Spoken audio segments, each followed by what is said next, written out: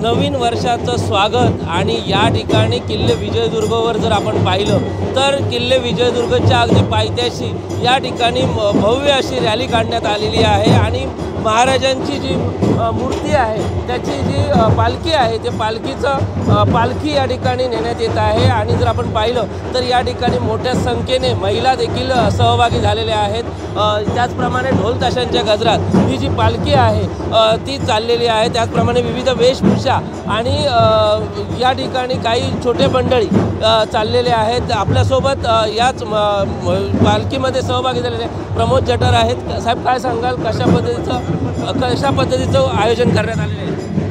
नवीन वर्षाच्या निमित्ताने दरवर्षी विजयदुर्ग किल्ल्यावरती एक पंक्ती ही छत्रपती शिवाजी महाराजांच्या मावळ्यासाठी आणि एक पंक्ती सीमेवरच्या शहीद झालेल्या जवानांसाठी दरवर्षी 1 जानेवारीच्या संध्याकाळी हा किल्ला अशा दिव्यांनी अशा पंक्तीने उजळून जातो। त्यांचं स्मृती म्हणून, त्यांची आठवण म्हणून दर वर्षाच्या सुरुवातीला या ठिकाणी विजयदुर्गवासीय पंचक्रोशीय त्या 10 गावातली मंडळी या ठिकाणी जमतात, आपल्या मावळ्यांची आपल्या जवानांची आठवण या ठिकाणी करतात। रात्री 10 वाजेपर्यंत असा हा कार्यक्रम सुरू असतो।